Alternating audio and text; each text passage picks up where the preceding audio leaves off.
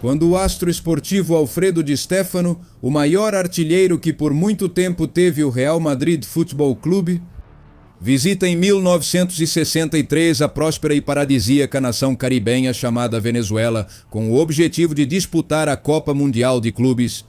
Nunca imaginou que estava prestes a viver, segundo suas próprias palavras, as horas mais tensas e curiosas de toda a sua vida. No sábado 24 de agosto, Venezuela e o mundo acordam com a notícia de que La Saeta Rubia, uma das estrelas da história do futebol, havia sido sequestrado por um braço armado do Partido Comunista Venezuelano.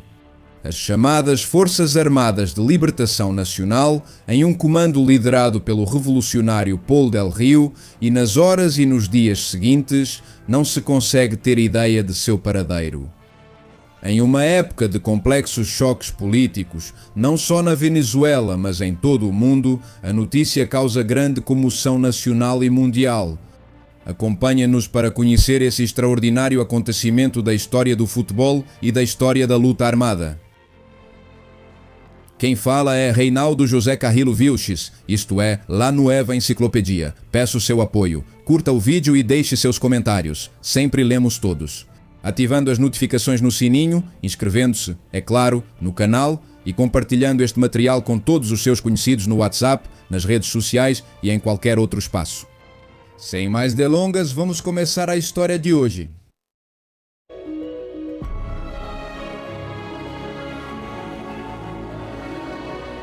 Vamos falar primeiro do homem que vai se tornar uma estrela mundial na história do futebol, Alfredo Di Stéfano. Nascido em 4 de julho de 1926 em Buenos Aires, perto do bairro La Boca. Alfredo Di Stéfano, desde pequeno, mostra inclinação pelo esporte em geral, destacando-se no atletismo e em outros esportes além do futebol. Sua carreira futebolística começa nas categorias de base do famoso time argentino River Plate, estreando na primeira divisão em 1944. No River Plate, ele se consolida como um artilheiro de destaque, conquistando campeonatos nacionais e tornando-se uma figura emblemática com o apelido de La Saeta Rubia. Saeta, que é sinônimo de flecha por sua rapidez e loira por causa de seu cabelo claro. Em 1949, em meio a uma longa greve no futebol argentino, ele decide emigrar para a Colômbia para se juntar ao Clube Millonarios de Bogotá, onde continua brilhando e agora ganha popularidade internacional.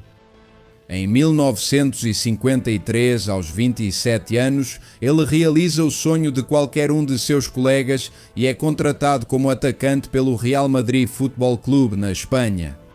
Em meio a uma polêmica disputa de jogadores com o FC Barcelona, times que agitavam as torcidas em nível nacional e internacional.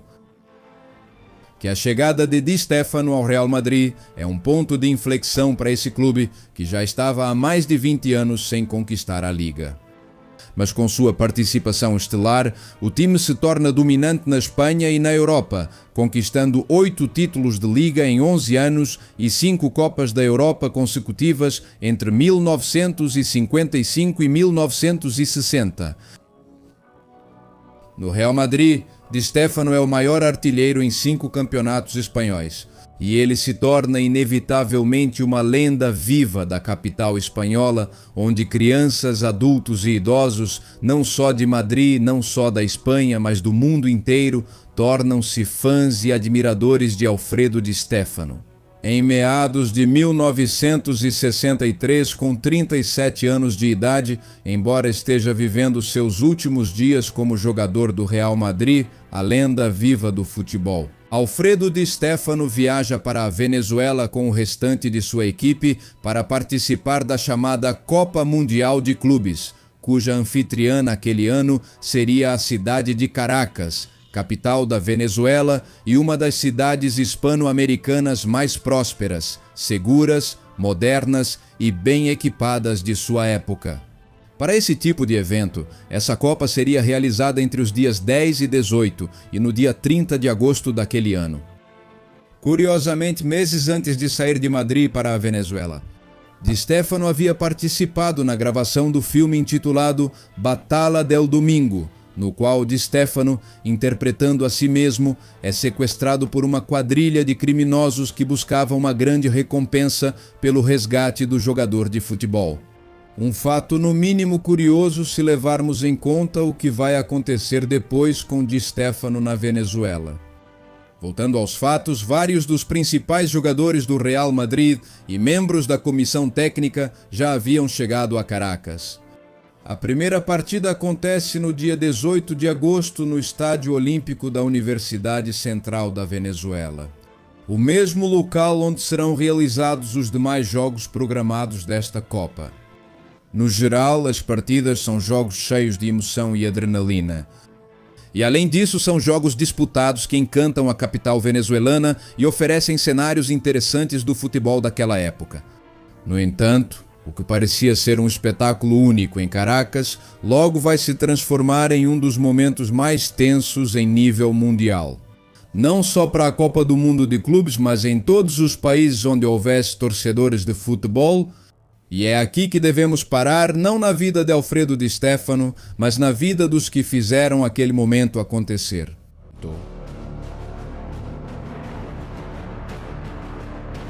Em 1963, a nação venezuelana estava no início de uma guerra aberta entre o governo nacional, liderado naquele momento pelo presidente Rómulo Betancourt, e várias organizações guerrilheiras, revolucionárias e comunistas que há pouco tempo haviam declarado o início da luta armada para a conquista do poder. Uma dessas organizações guerrilheiras são as chamadas Forças Armadas de Libertação Nacional, ou FALN. Por sua vez, o Partido Comunista da Venezuela, fundado em 1931 e com uma longa trajetória, havia ficado à margem da política venezuelana. Após o famoso Pacto de Punto Fijo, um acordo de governabilidade assinado em outubro de 1958, pouco depois da derrubada do presidente Marcos Pérez Jiménez pelos partidos Ação Democrática COPEI e URD. Com o agravamento dos conflitos sociais nos primeiros anos da democracia partidária na Venezuela, o Partido Comunista decide criar vários focos guerrilheiros ao longo do noroeste e nordeste do país, os quais se constituem, como dissemos, como as Forças Armadas de Libertação Nacional, que declaram abertamente guerra ao novo regime liderado por Rómulo Betancourt em 9 de maio de 1961, quando Betancourt decide ilegalizar totalmente o Partido Comunista. Mas depois de mais de 3 tentativas de golpes de Estado e inúmeras ações violentas desses grupos guerrilheiros como parte de sua luta armada, até o ano de 1963 a esquerda não havia conseguido nenhuma vitória significativa.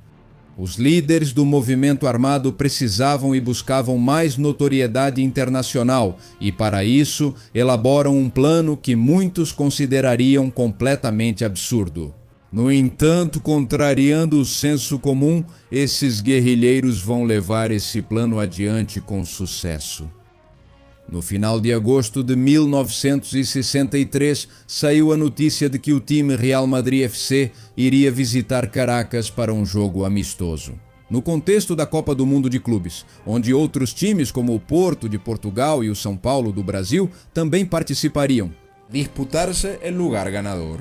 E as Forças Armadas de Liberação Nacional decidem que o primeiro da Liga, a Liga de Futebol da sentido, las FAL fijam de que o cometa cresce, tendo centenas de admiradores em nível global. Estamos falando do jogador hispano-argentino Alfredo Di Stéfano, que em sua visita à cidade de Caracas, a Liga de Futebol,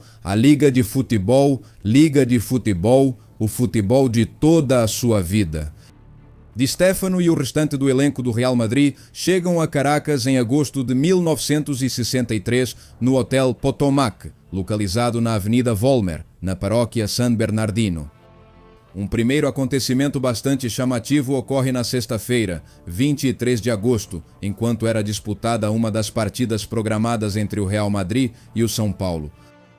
Após o final do primeiro tempo, por volta das 9h30 da noite, vários atiradores de elite posicionados em prédios próximos ao Estádio Olímpico, na cidade universitária, começam a atirar contra as arquibancadas e contra os pelotões da polícia que protegiam a partida.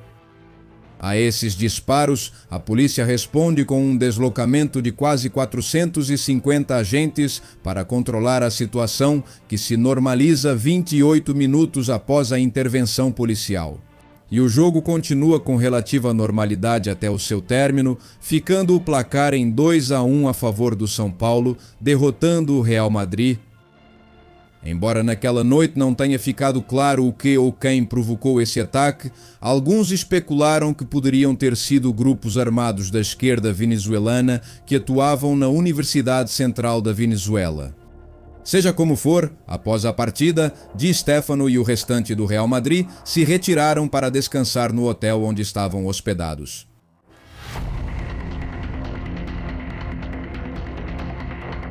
No entanto, sem que ninguém esperasse, às 6 da manhã do dia seguinte, 24 de agosto de 1963, enquanto dormia no quarto 219 no segundo andar do Hotel Potomac, Di Stéfano recebe 2 ligações da recepção do hotel de supostos agentes da polícia, que, segundo a recepcionista, precisavam que a estrela do futebol descesse ao saguão do hotel. Stéfano desliga acreditando que é uma brincadeira dos seus companheiros e continua dormindo. Em seguida, os 2 supostos policiais sobem até o seu quarto e batem na porta. Di Stéfano, sonolento, abre a porta e os supostos policiais explicam que precisam levá-lo por causa dos acontecimentos do dia anterior no Estádio Olímpico para tomar seu depoimento sobre os fatos. Outras versões afirmam que os supostos policiais disseram ao jogador que estavam procurando por ele devido a uma denúncia de tráfico de entorpecentes. O fato é que Di Stéfano, ao ver que os policiais tinham algemas e revólveres, se convence de que são agentes da polícia e os deixa entrar. Di Stéfano, depois de terminar sua higiene pessoal e se arrumar, sai do quarto com os 2 supostos policiais e decide acompanhá-los. Desce com eles e entra em um carro com mais 2 homens. No carro, enquanto partiam em direção ao leste da capital, informam a ele a verdade. Estava sendo sequestrado por um grupo armado da esquerda venezuelana. Pedem ainda que ele desculpe o sequestro à força, mas que não fariam nenhum mal a ele, pois o objetivo de tudo aquilo era fundamentalmente político. Assim, às 6h10 da manhã, Alfredo Di Stéfano havia sido retirado do hotel e levado para um local desconhecido. Meia hora depois, às 6h40 da manhã, o recepcionista do hotel avisa o que aconteceu ao delegado da equipe, Dom Francisco Moraleja. Ele entra em contato com a polícia e constata que tal procedimento contra Di Stéfano não existia, confirmando assim que se tratava de um sequestro.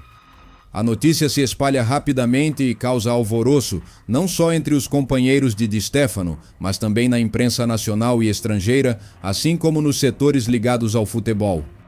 O fato de que um dos jogadores mais importantes do mundo havia sido sequestrado em solo venezuelano caiu como um terrível balde de água fria, não só para o governo venezuelano, mas também para o governo espanhol.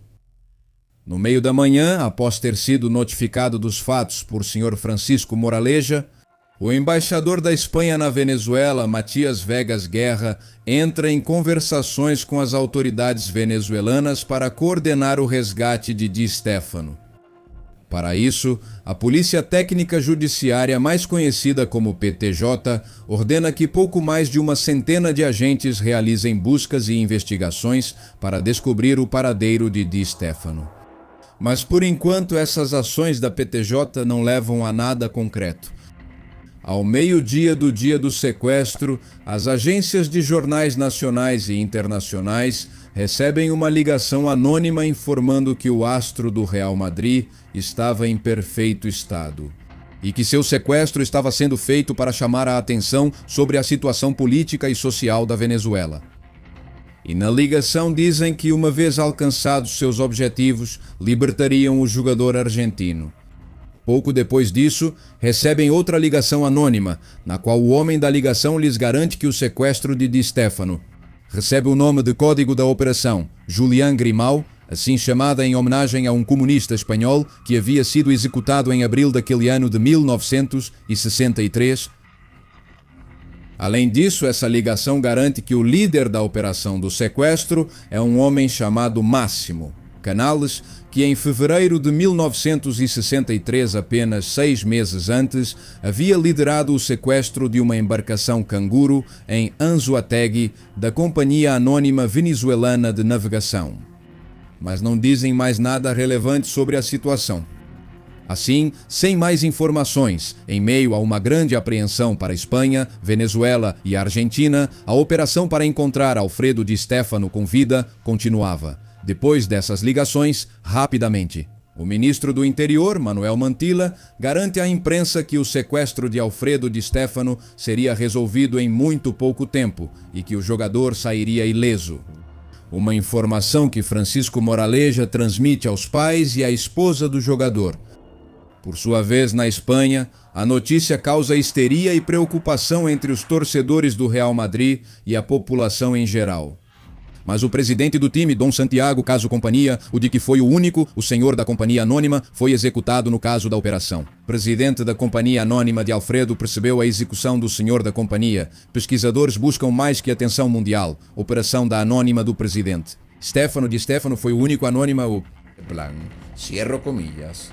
O senhor da Companhia Anônima havia sido executado, de que a Companhia Anônima executou. O Alfredo único da Companhia Anônima Venezuela, foi quem percebeu o da Companhia Anônima. 1958, quando este ainda desenvolvia atividades guerrilheiras em Cuba, com o propósito de atrair a atenção mundial para o movimento revolucionário cubano.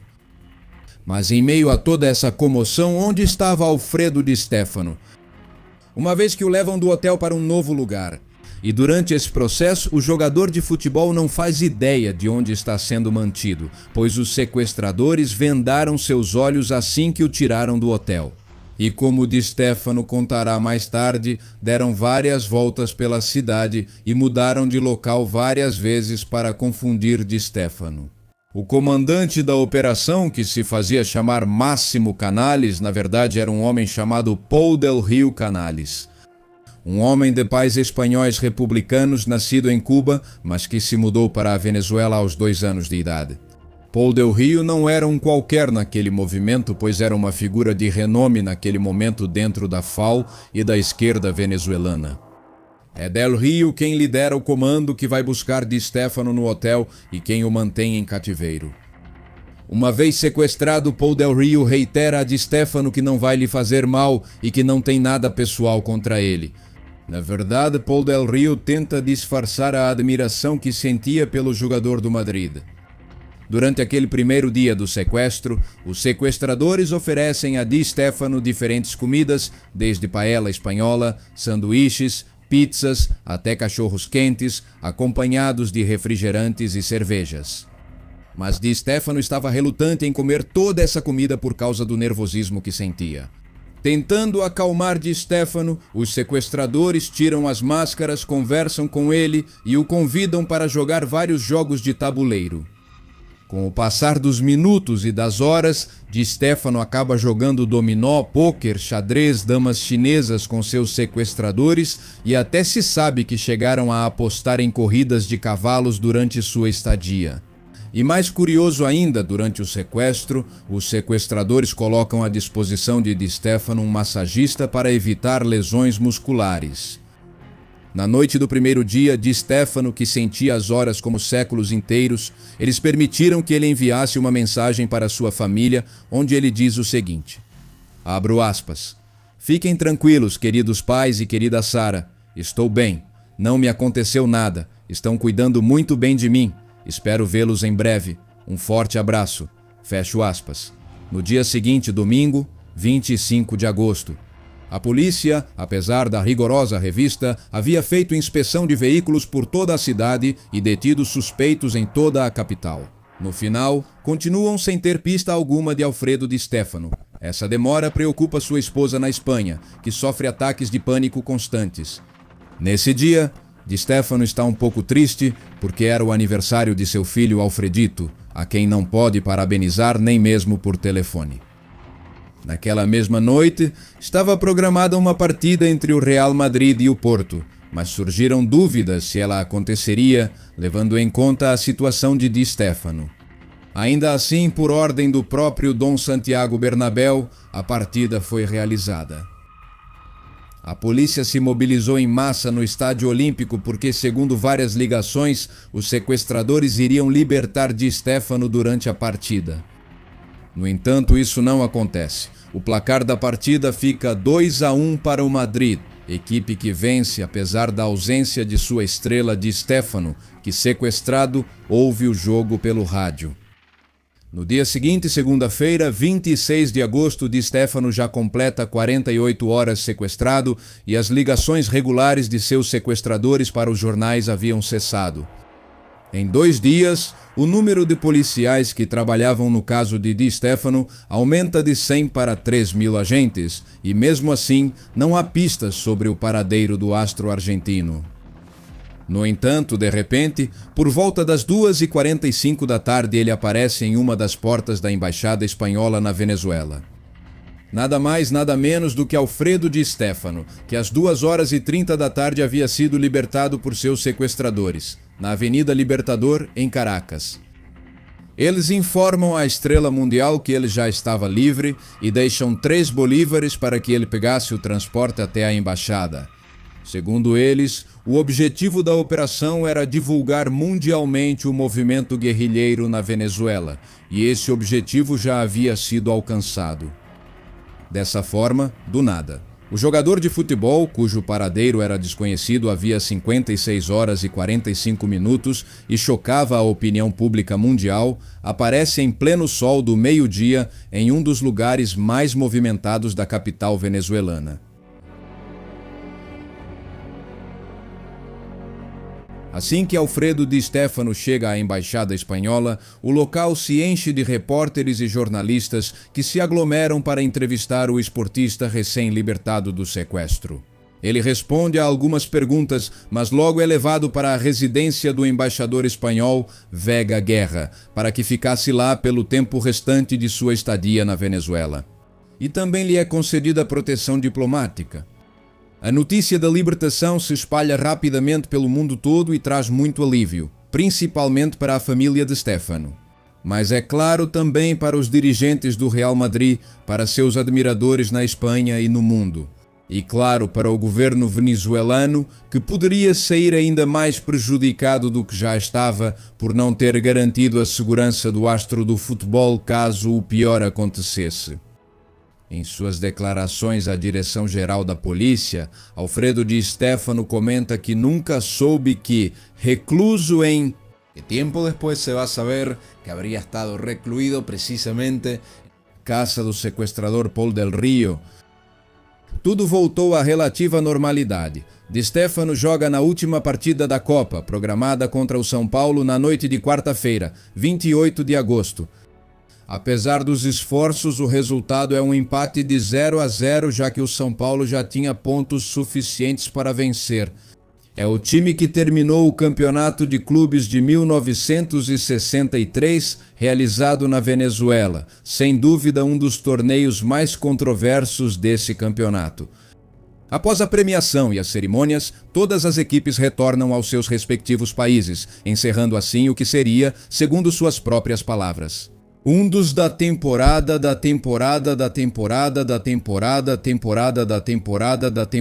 do mundo. Fica sabendo que na rica Venezuela petrolífera que inaugurava sua recente democracia partidária, havia de fato um movimento guerrilheiro revolucionário e uma forte oposição política ao regime de Rómulo Betancourt, presidente que nunca chega a declarar publicamente nada sobre o ocorrido. Quanto ao revolucionário Paul del Rio, que praticamente engana a polícia venezuelana naqueles dias, ele é preso em 1971, mas libertado em 1974 como parte do programa de pacificação impulsionado pelo presidente Rafael Caldera. Depois disso, ele decide se dedicar às artes plásticas e à escultura. E quanto às Forças Armadas de Libertação Nacional, elas vão continuar cometendo ações de todo tipo, violentas e não violentas. Até os anos 70, no entanto, elas não conseguem tomar o poder. E após o processo de pacificação de Caldera e outros acontecimentos, o grupo vai se reduzindo gradualmente até seu desaparecimento total nos anos 80. Como uma curiosidade interessante, Alfredo Di Stéfano e Paul Del Rio se reencontraram em 2005 quando ambos foram convidados para a estreia do longa-metragem Real, o filme. Apesar de Di Stéfano evitar cumprimentá-lo diante das câmeras. Anos depois, declarou que tinha um quadro pintado por Paul Del Rio em sua casa, presenteado por ele como forma de reparação pelo sequestro. É assim que um dos fatos mais extraordinários da vida da estrela do Real Madrid, Alfredo Di Stéfano. Lá estava a mulher da mulher da mulher dela, anos 60. Assim como a realidade da guerra política que essa nação continuará vivendo pelos próximos anos. Muito obrigado de coração a todos por terem assistido a este vídeo, espero que tenham gostado e lembro que vocês nos dão uma grande força e uma grande ajuda. Interagindo com o canal, deixando seus comentários, curtindo os vídeos, compartilhando o material nas redes sociais, no WhatsApp e em qualquer outro espaço. E ativando o sininho para receber as notificações sempre que publicarmos um novo conteúdo. Então, muito obrigado mais uma vez a todos e que Deus abençoe vocês.